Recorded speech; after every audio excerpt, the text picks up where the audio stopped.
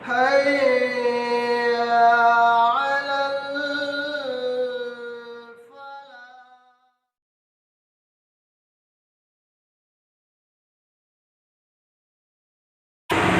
الحمد لله رب العالمين والصلاة والسلام على رسوله الكريم وبعد.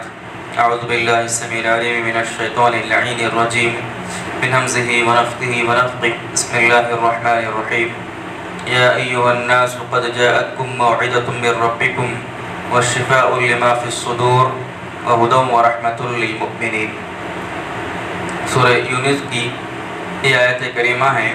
اللہ رب العالمین نے اس آیت کریمہ کے اندر قرآن کا مجمل اور جامع ترین تعارف انسان کے لیے بیان کیا.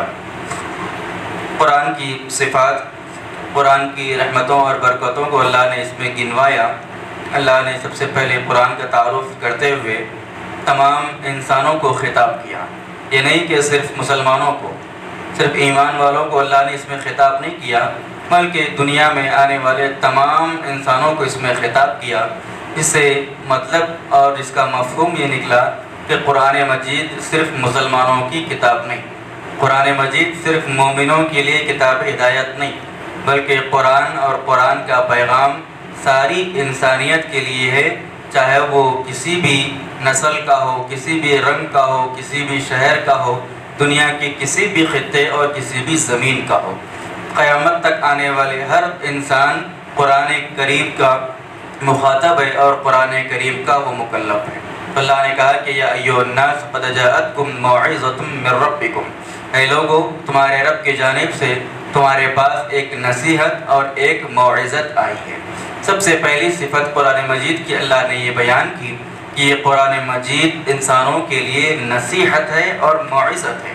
اور دوسری صفت اللہ رب العالمین نے یہ بیان کی کہ من ربکم، یہ قرآن مجید تمہارے رب کی جانب سے ہے. سب سے پہلی صفت تو تمہارے رب کی جانب سے ہے، اور دوسری اللہ نے اس کی خوبی یہ بیان کی کہ یہ قرآن مجید تمہارے لیے عبرت اور نصیحت ہے.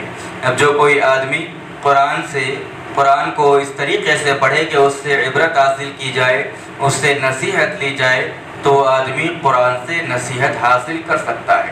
پھر تیسری صفت اللہ رب العالمین نے بیان کی کہ وہ شفاء لما فی الصدور، کہ قرآن مجید دلوں کی بیماری کے لیے شفا ہے.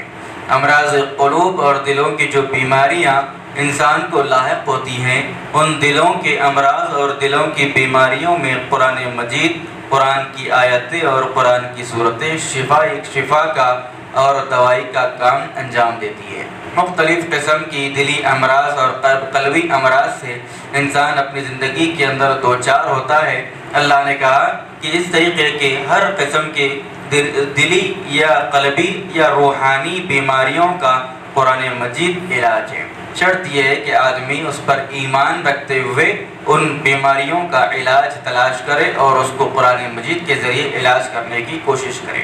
قرآن مجید کی ایک اور صفت اللہ رب العالمین نے اس آیت میں یہ بیان کی کہ وہ ہدی و رحمت للمؤمنین. قرآن مجید ہدایت ہے اور رحمت ہے. کس کے لیے؟ اس کو بھی اللہ نے بیان کیا کہ للمؤمنین، ایمان والوں کے لیے قرآن مجید ہدایت اور رحمت ہے. یعنی اللہ رب العالمین نے کہا کہ قرآن سے وہی شخص ہدایت پا سکتا ہے اور قرآن اسی آدمی کے لیے رحمت بن سکتا ہے کہ جو حقیقت میں ایمان والا ہے. ورنہ اگر کوئی شخص ایمان کے بغیر قرآن کو پڑھے، قرآن کی تلاوت کرے، تو قرآن اس کو ہدایت نہیں دے سکتا. قرآن اس کو اللہ کا راستہ، صحیح راستہ، دین کا راستہ نہیں دکھا سکتا. جیسا کہ اللہ تعالیٰ نے ہم انسانوں کو آنکھیں عطا کی، آنکھوں کے اندر اللہ نے دیکھنے کی روشنی اور دیکھنے کی طاقت عطا کی، لیکن ان آنکھوں سے ہم اسی وقت دیکھ سکتے ہیں کہ جب ہمارے اطراف و اکناف میں بھی روشنی ہو. یعنی ہماری آنکھوں میں روشنی ہونے کے باوجود ہمارے معاشرے، ہمارے سماج اور ہمارے ماحول میں بھی روشنی اور اجالا ہونا ضروری ہے.